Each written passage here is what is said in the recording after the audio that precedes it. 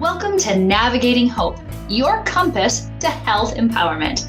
I'm Dr. Jaime Hope, steering you through healthcare, overcoming overwhelm, personal goals, and emergencies. We'll navigate the healthcare maze with actionable insights and real-world advice, unlocking the secrets to a healthier, more vibrant life. Join us to take control of your well-being and make informed decisions for your health and your future. Stay with us as we unravel the mysteries of medicine, wellness, and life's unforeseen challenges, helping you bypass the ER with a dose of knowledge. Stay tuned till the end of the episode with a recap of your actionable insights and a free gift. Let's chart a course to your well-being together. Well, I am delighted to be here with my new friend, Jennifer Cain Birkmose. Yes, Birkmose. I got that right. That's the first thing we're going to start with. Jennifer, when I am going through your bio, I am just blown away. And one of the things that I noticed, and I'm going to list all the credits, impressive, is you are a true Renaissance woman. You have done things in multiple areas, and then you also bring together the art and the love and the North Star. So that's how I'm going to start your bio. Instead of just listing your cred, what I see about you is your curiosity and your passion. So the most important thing to me about your bio is that your North Star is transforming the aging process. Now, how do you do this? Well, here's where the amazingness comes in. Things like the United Nations, the World Health Organization, the World Bank. These are organizations that you have worked for. You are a healthcare executive and have worked in pharma for many, many years. And the most important thing is you're an advocate for public health and healthcare. Wow. That is absolutely amazing. You're coming into us from your beautiful background in Switzerland. Jennifer, thank you for coming on to be with us today. Oh, Jamie, thank you for the beautiful introduction. I would love to meet that person. I would love to meet her. You're like, wow, it sounds so impressive, but It sounds amazing. I'd love to meet her. Oh, wait, you're talking about me. Okay.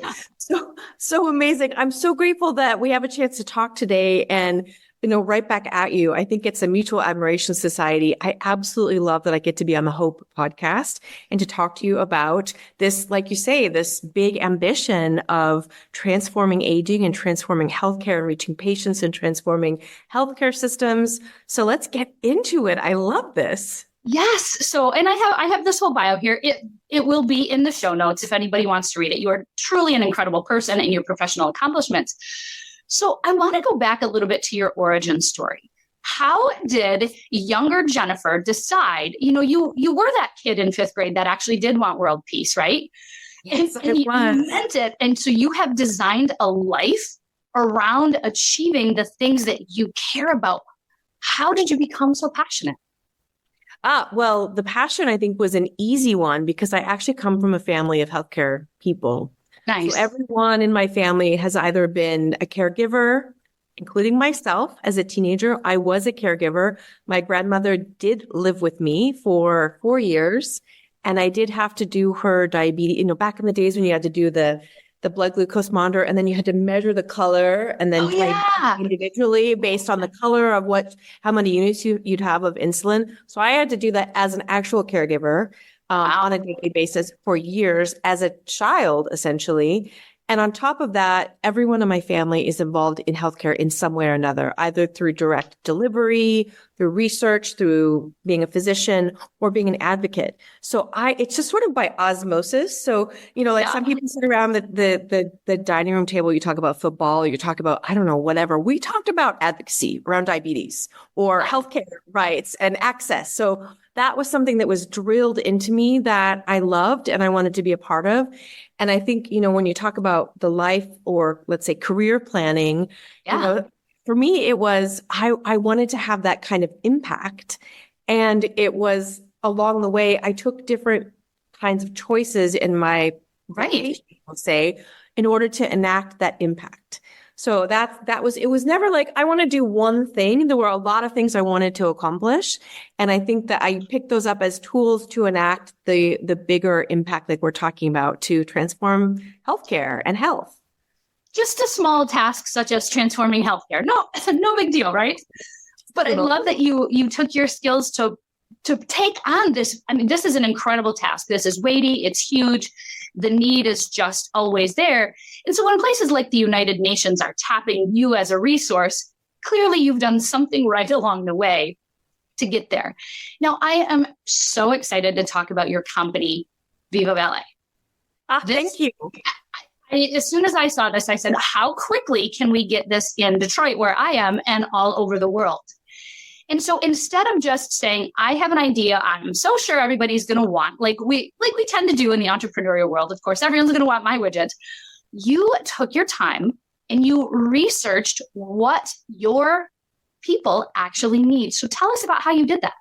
Sure, absolutely. So for your listeners, VivaValet is a company that was co-founded by myself and my founder, Miriam Perenette, who's also living away from the US. Mm-hmm.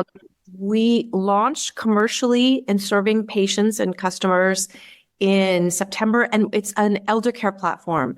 So if you think about, it's like a consolidator website that ensures it's a broker of trust. Yes. And really a broker of vetting to ensure that we have the safest, most respected, most trusted healthcare and non-healthcare services that are being delivered to olders. And for now, we've launched in the Chicago area, the greater Chicago area. So that's what it is that's VivaValet.com is our company.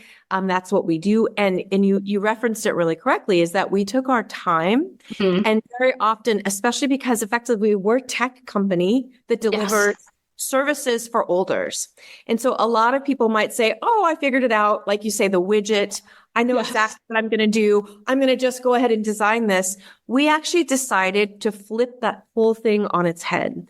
And exactly. And by that, me coming from this world that's very academic from public health, I really wanted to dig into the problem deeper and understand our customers better. So mm-hmm. we actually spent 2 months and we did ethnographic research. So for those of you who don't know what that is, it's when you do research, but you do that by just watching people. So literally, we had 15 subjects, 4 different cities in the US. We put cameras in their homes to observe how do they live, older specifically. How do they mm-hmm. live? What are their hopes, dreams, and fears? And then we would do interviews to help understand what are their motivations for their day and how do they want to live their life?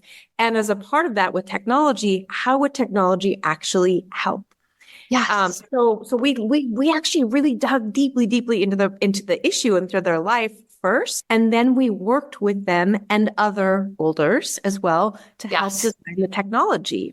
So for us, it was not just going to be, well, I'll build this amazing technology aspect, right, and then you can have it. And if it doesn't work, shame on you. If it doesn't work for you, then shame on you. No, actually, we spent our time really understanding. So for example, if you and I with our, middle-aged eyes, pick up the phone, we're going to text, But an older already, the way that they hold their phone is different. Like they're going to hold their phone like this, and they're going to look at it like this, and they're going to do like this. So already when you design how do you put your navigation buttons in, you need to look at it differently. You'll know this as well. Eye contrast, the color contrast is less acute as your eyes age. And so also we had to look at that. We had to have fewer choices. It wasn't just about making everything bigger, but we had to really have a concerted effort, very much driven by neurological choices and neurological wiring of olders at this time. So it's really, like you say, the act of love. It truly was an act of love to help understand what it is that they need. So we know that, of course, from our research and also from the caregiving that we are giving, my founder and I, is that olders, they have purpose. They have so many things they want to do. They have something they want to learn. And the most unhealthy decision we can ever take is to retire, because we lose that sense of purpose. We lose that sense of autonomy. We lose that social connection. So what we're trying to do is find a way to reintegrate that and to really see this is where they are, to honor them as we have in so many traditional societies, that an older is the most revered person in a tribe. Yes. Society, they're often invisible. So exactly. We're swiping them left for those of you who are using some of the apps. Exactly. Yes. Right. So we don't want to do that. We want to swipe right on all of our olders because think of all this amazing wisdom that they have. So we want to see them where they are and we want to help them. I'm so sorry. I don't know if it's a day where I've gotten 3 phone calls in the course of this call. I hope that that's invisible. Popular. It's because everybody needs you. No, I mean, technology, right? And that's what we're talking about. So what I love about what you did is you put the time and effort. You did diagnosis before you did treatment because people target things towards older people. And there are a lot of negative biases and stereotypes towards olders. And I know you and I both feel very passionately about dispelling some of those. So please share with me your passion. What did you feel? These people are capable. Capable, hungry is, I think, the word I would use. Nice. Hungry for knowledge, because this is something that they've shown us both in our research and also after launching the business and having, these constant calls that we have with our olders. Mm-hmm. They've taught us that they really, truly wish to learn. And also the merit of technology and learning. Part of what they're hungry to learn is actually how to use technology. So we've done a lot of courses like in the community in Chicago. And also we have a service that's part of what our offering is in-home tech. So mm-hmm. we can teach cell phone workshops. We can, put in the routers and those things in their homes to help them, use the technology, but really just things like something that from a Gen X person or even a Gen Y person, you wouldn't think is such a hugely transformational thing. But to teach an older, for example, how to send a text, send emojis, attach photos and videos for their grandchildren. Yes. TikTok videos or make a Spotify playlist. These are the kinds of things that they are just like, oh, I had no idea I could do that. So that has been so fun to do those kinds of things. And to teach them on their terms what they'd like to learn. Yes, they are interested in learning and they are capable. And I like how you flip the script in how we do it. If they're going to hold their phone like this, make it friendly for that position. In the websites that are kind of casino style where there's widgets and things and all over the place, that can be overwhelming. It can mess with the contrast, too many choices, and it leads people to not want to use it. But instead, you understand who is using your stuff and you created it in the most user-friendly way.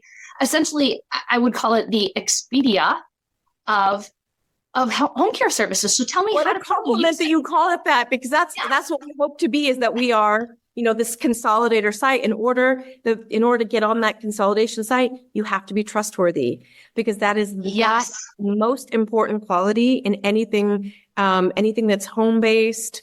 If it comes to serving olders, or also a lot of what we do is supporting the caregivers like ourselves who are adult daughters who are here to support. And we know that adult daughters will never allow to have any type of service that isn't fully vetted and trustworthy in their parents' homes. Yes. Who would you trust to see your parents? Okay. So say that I am in the community. I have an elderly parent or somebody who is aging in place in their home. They're doing well. We're not talking people in a nursing home that need 24-hour care. We're talking people who are retaining their independence. They want to stay connected to that sense of purpose. But I know that they maybe are struggling with a little bit of meal preparation, maybe a little groceries, things around the house. So how do I utilize your service and know that I'm going to put somebody safe in my mom's home to connect? Now, my mom is exceptionally handy, so she should actually join as a service provider. But just that example here, we'd love to have her. So, for example, there's 2 ways of entering this from that's what we say the B2C route, or from us to directly to the customer, and that could be that either the older themselves is actually signing up and they do all of this. We know they don't want the help. They might need it, but they know they don't want it because they are independent. And so often for those of us who are adult daughters, we know we have to prepare something. So maybe, if you're 10 to 20 miles away from your parent, you're not there on a daily basis. I'm a few thousand miles away from my father. You are, in fact, across an ocean. Yes. I'm across an ocean, but actually the problem is the same, which is I'm far away. And in order for me to go and support my dad, if he has a surgery and has to come home and he comes back from his skilled nursing facility and needs extra help, I would need to fly in a plane to go there and spend time with him. But if I lived even across state borders, or if I lived an hour drive away, it would be the same problem that we're solving. Exactly. So for someone like me, like I might want to utilize my service in one of two ways.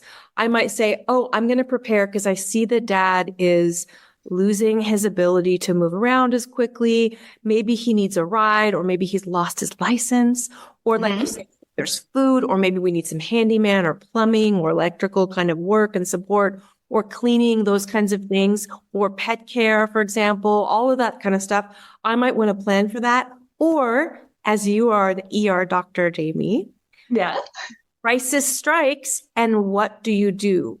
So often, and hopefully if we are doing our work right, we'll never have an ER visit. We won't have emergencies yet.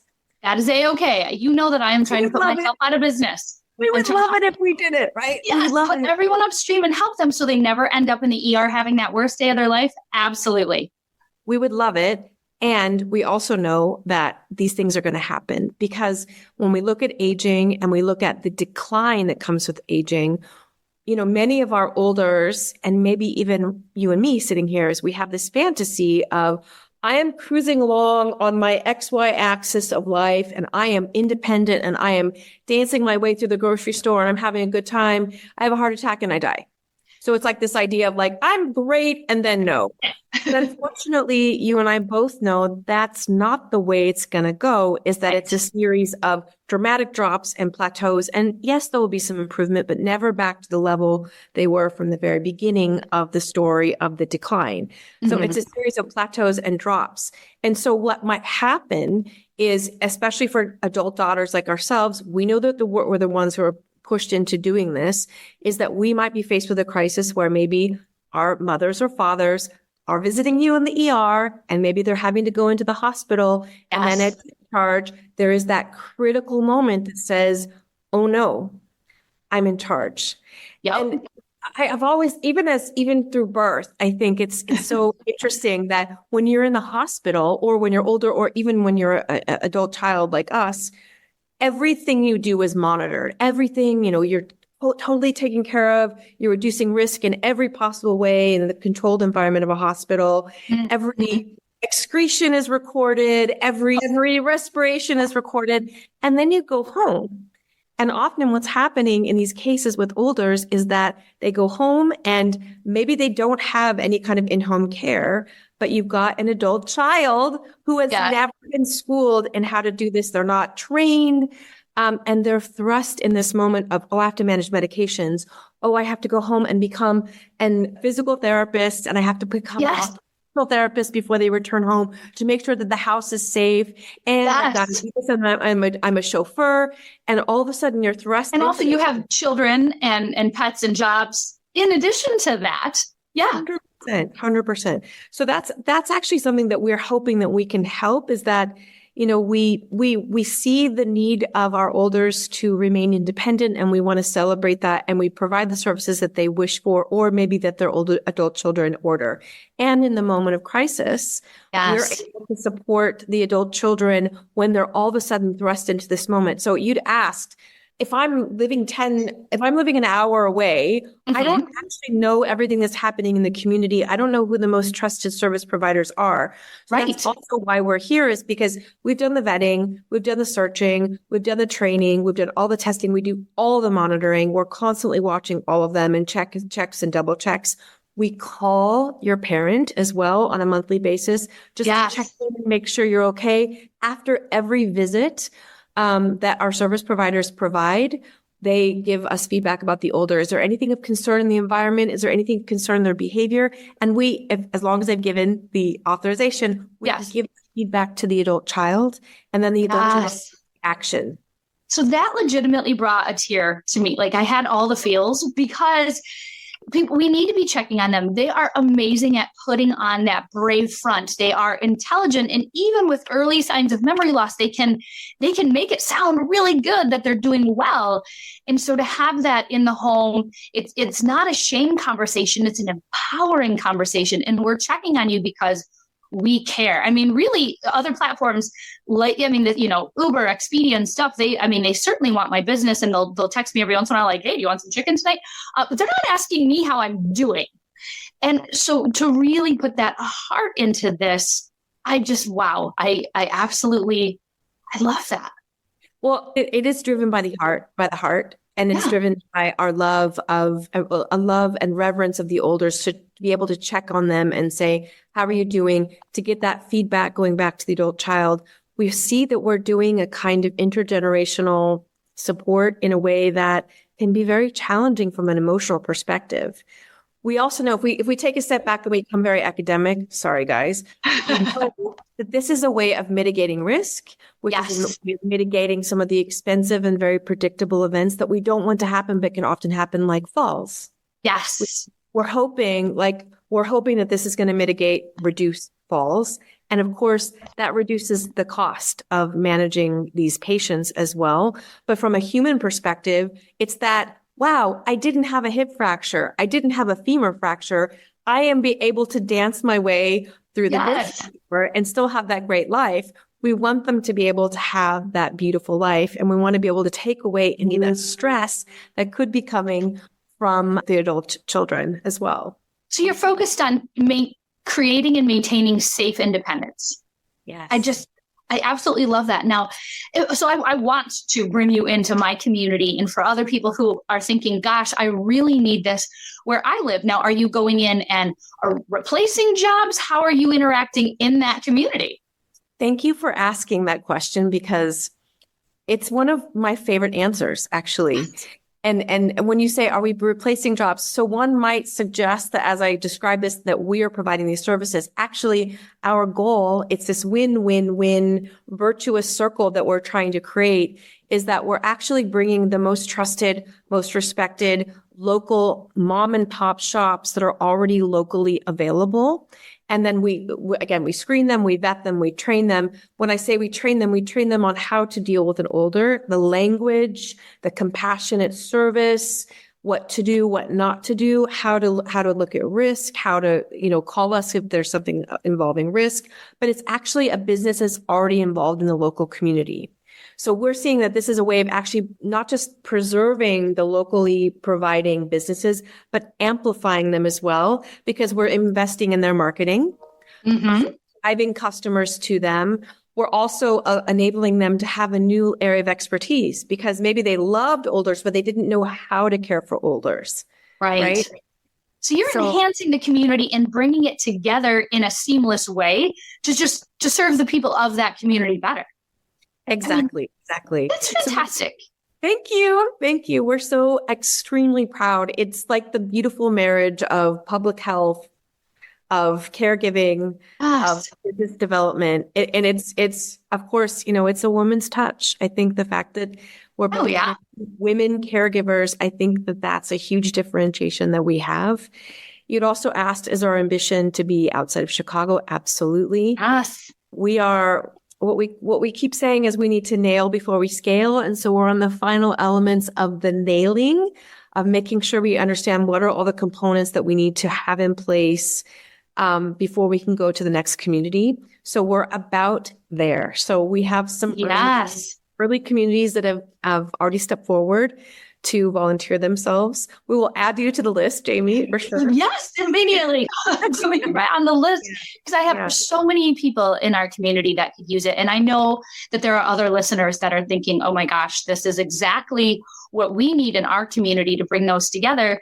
And so for me as a caregiver both of my parents are currently maintaining independence, but I've taken care of other family members, grandparents, and things of that. And gosh, I've been trying to cobble these things together myself. And to have a trusted site to do that now, I get a sigh of relief knowing that these are trusted people, and it's easier for me. And you are taking what they're already great at and giving them that additional training. So I want to ask a few questions about that. So two things. I noticed that you're using the word older, and I love that. There are a lot of terms for our older folks in societies. And so why did you choose the term olders? So why do we use the term olders? It comes down to, quite simply, We ask. What a novel concept.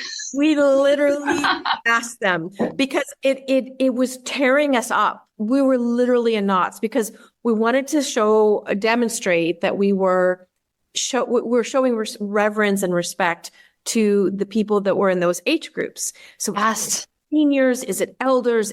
Because in many populations it's elders, right? But that's kind of overused, or is it seniors? So literally amongst our ethnography, we asked, what do you prefer? The best answer we got was not dead yet.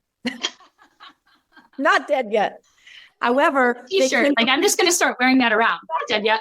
Not dead yet. But the consensus was older because they said, first of all, we know our age. Right.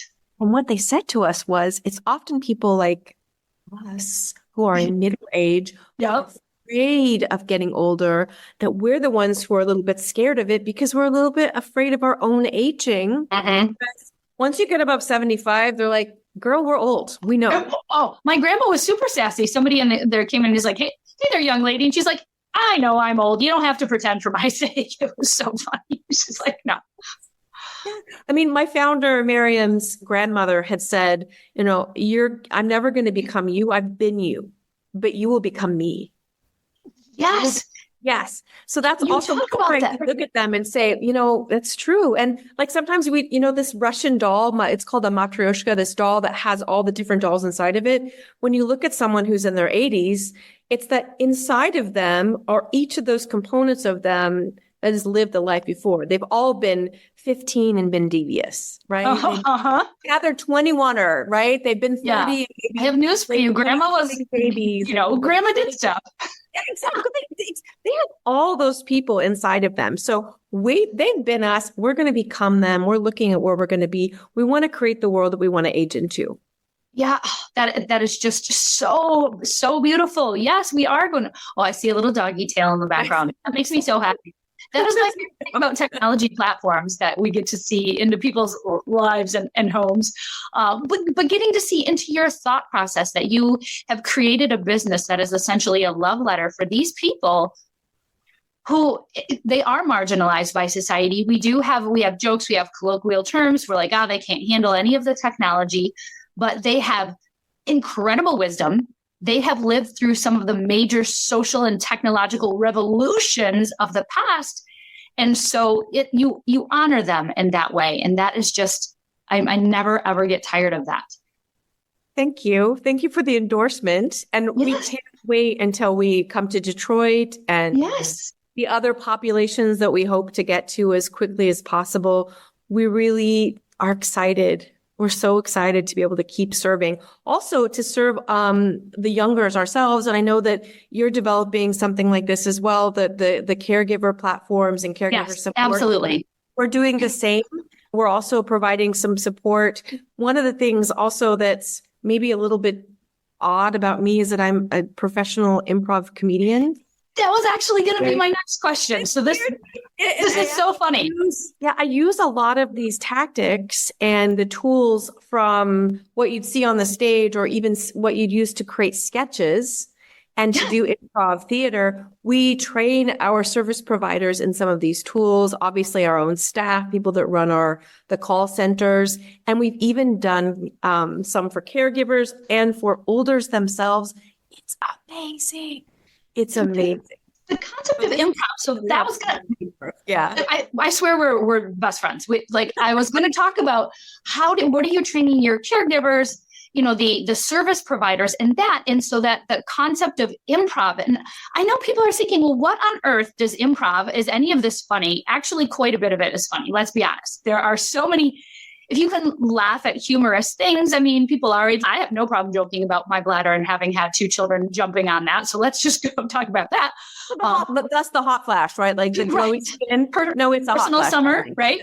And so that skill that you use for the improv, so you're training your caregivers to really expand their own repertoire of things. And in improv, your TED Talk, you said one of my favorite things. So you guys, you need to take the time and go see this TED Talk. But you said one of my favorite words that you said, and then there was something after it that you followed with that everybody needs to hear, because this should be a social contagion. So what is your favorite word, Jennifer? My favorite word is yes. Yes. Yes. It's actually the favorite answer to pretty much most questions would you like some chocolate? Yes. Yes. Yeah. Would you like an epidural? If we're right. Would you like an epidural? If we're having contractions, yes, please, very quickly. So yes. And so that is the first rule of improv, which is yes and it's all about I see you and I keep building. So so some people might be thinking, okay, this is getting weird. Why? Right. Why are we doing this? The process of creating improv or doing improv is creating something from nothing. In order to create something from nothing in a group of a troupe, we call it an ensemble. You're only as strong as the group of people who perform improv is called an ensemble. You're only as strong as the weakest member of your ensemble. That person could be the weakest member at any given moment because maybe I'm hot, maybe I didn't hear what you said, maybe I'm tired. And so it follows the fluctuations of a natural day. Everyone gets a little bit tired and not everyone's always on their A game. We know this. And so we as performers, we have to constantly be listening. We have to agree and keep building. We sometimes fail, so we fail with joy and we always serve each other.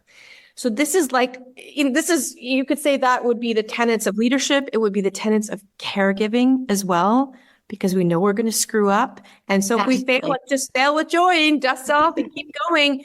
And we're there to serve.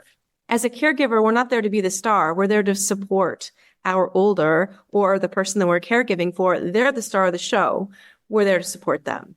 So very often these tools that we use to create a scene, the impact is, I listened well, or the impact is I created a great cohesive environment. I created an environment where we can co-create something. We're laughing and there's levity and we're connecting. It's the oxytocin, and the adrenaline that's happening because our organs are jiggling from laughter, right? And it's the oxytocin that's flowing. So for us, it's often, if you're caregiving, if you're going to use the tools of improv, you'd say, all right, I need to listen really well. So we can teach the tools of listening that we have for the stage. Or if we need to teach this idea of let's get them out of their head, let's shake them out of their head. We can use a couple of different warm-up exercises that we do that connect us, that make us laugh, that shake it off. The experience of doing this with olders is like watching Benjamin Button. They literally reverse aging in front of our eyes. It's so beautiful. Yes. It brings us together. We did a class in November with some olders at a nursing home, and I think everyone grew about a foot. Their posture transformed, their voices changed, their even the sense of their balance. I could see that the way they were standing seemed more secure. You could see that maybe even someone had a cane and then they put it down. I held their cane. I was like, okay, I'm watching this wobbly, but they felt more stable. They inhabited something else, and it was really beautiful. So I think, if you are a caregiver, take an improv class, DM us. We are doing more and more of this. We're trying to do some of this, even remotely. City's also going to do some work with us on this as well, which is really exciting. Yes, I would say you're a Second City alum. You are absolutely amazing. And then we're going to wrap up, but I love how yes and is opening and expansive. Yes, but stinks, as all buts do. It closes the conversation down, right? Exactly. The butt is for sitting. It's not for your mouth. It's for sitting, right? But yes, and is about building and building and building and building. Yes. So, and it can be used in so many ways. I like how you've used it, not just for caregivers and in this business, but you've used this in the United Nations and the World Health Organization and other businesses where you are an executive, you are a board member, and this still works in all of those settings. It's magical. Yeah. It's like the Nancy Drew magic key that opens all the doors. It really is. I'll be on a train and there'll be children just messing around and I'll just pull out some improv tools and I can see, when you see the weathered parents where they're like, I can't do this another minute, or I'm on a plane, just play with kids, and there we go, and it's just a beautiful tool, and it's most beautiful. My favorite application ever is doing it with older. So, fun. Well, Jennifer, this has been just an incredible journey. At Navigating Hope, we talk about navigating healthcare. And although you're not providing actual literal health services, by connecting them with the community, they can get access to those and quite frankly, prevent from needing to utilize healthcare because you're doing preventative strategies. What I love is the O is for overwhelm. As a caregiver, feeling overwhelmed, you put everything in one place so people can get it, and the users of it are not overwhelmed by so many things because you have designed it specifically for those users. Emergencies, that's the E. I know we skipped a letter for those people who can spell. By preventing the falls, you're preserving their safe independence. By having your caregivers notice they're looking a little bit off, so you're preventing emergencies. And then the P, for those of who you are playing along at home, are the personal goals. So I want to wrap up by sharing your personal goals. What is next, and how does that inspire and help other people? So the personal goals with VivaValet, or me personal as Jennifer? Both, actually, because they're both so important. So let's start with VivaValet, and then we'll end with you, Jennifer, your personal goals and how we can help you amplify this beautiful service in the world. So I would say for VivaValet, the personal goal would be let's keep amplifying this. Let's keep spreading this from community to community. We are also doing a lot of work now with in-home care. We're partnering with in-home care and also independent living facilities. Yes. But interestingly, one of the bridges that we're really trying to create is with the healthcare system, with the discharge process. So one of my fantasies is that when someone's at the ER and they're leaving the ER and they're older, there's maybe a flyer or information about us that gets put in the discharge pack from a regular vanilla flavored hospitalization or a post-surgical procedure or a post-ER to say, hey, just in case you need a little extra support for the next couple of weeks, here you go. That's my fantasy. I love it. Yeah. So then for me personally, I got to launch some kids. I've got some children. I'm also a sandwich generation person. Yeah. So we've got to launch my kids. That is, I'm stuck in the middle. I am holding my breath a little bit, stuck in the middle with an aging father who is an amazing 88-year-old, very independent guy who still climbs mountains on his birthdays. So, oh goodness, very fortunate, and still does an Atlantic trip once or twice a year. So, wow, so fortunate for that. But my personal goal is that he continues to be healthy, and that I'm not going to have to be the one who's going there yet, but we're doing what we can remotely, and then I can launch my children and they're having these happy, healthy lives. So that's my personal goals. Oh, I love it. Jennifer, I could honestly spend all day with you. I have a feeling we're going to need to have you back because there's so many things to unpack, to solve, but the work that you're doing is so beautiful and it's so aligned with the communities. I just can't thank you enough for your vision and for taking the time to execute it. And thank you for spending time with us here today. Thank you, Jamie. It was amazing being on the show. Thank you. Thank you. All right, let's wrap up some key takeaways from this amazing episode with Jennifer Cain Birkmose. So the episode summary, embracing insight and innovation. So a few of the excellent points that Jennifer made are, number one, diagnosis before treatment. So Jennifer emphasized the importance of understanding the needs of her clientele before offering solutions. So the takeaway is that in any situation, ask questions and gather insights before taking action. This approach ensures that the solutions you provide are truly beneficial and tailored to the specific needs of who you're serving. I always say help should be helpful, as defined, of course, by the person that you're helping. Number two is meet people where they are. Jennifer's business success is rooted in the principle of meeting people at their level of need and understanding. And the takeaway is whether you're in a professional or personal interaction, strive to understand others' perspectives and situations. This empathy-driven approach fosters stronger connections and more effective support. And third, yes and instead of but. Drawing from her improv comedy background, Jennifer highlighted the power of the yes and mindset. And your takeaway is to replace but with yes and in conversations. This small change encourages openness, collaboration, and positivity, helping to build better relationships and creative problem solving.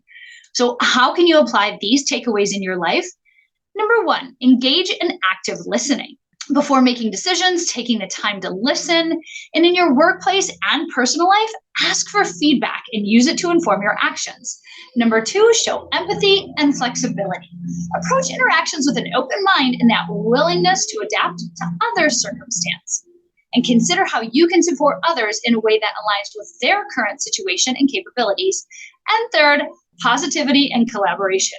By strengthening those yes and skills, it helps build constructive dialogue.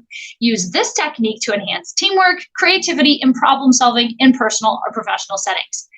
Remember, these principles aren't just business strategies, they're life strategies. By diagnosing before treating, meeting people where they are, and embracing this yes and attitude, you can navigate your own path to success and fulfillment more effectively.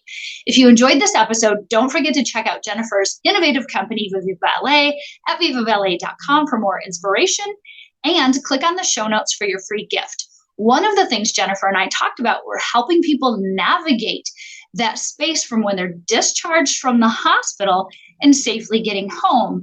So we provide that your free gift is that we provide for you a framework, the HOPE pathway, to ensure anytime you or your loved one are ever discharged from a medical setting, you can make sure that you get your needs met so you can safely and effectively be transitioned out of that healthcare environment and into what's next in your healing journey. Thank you so much, and I look forward to seeing you for the next episode. Thank you for tuning into Navigating Hope with me, Dr. Jaime Hope. It has been an honor to navigate the realms of health and wellness with you today. Remember, in the journey toward a healthier life, knowledge is your compass. If you enjoyed our time together, please share, like, and subscribe to Navigating Hope.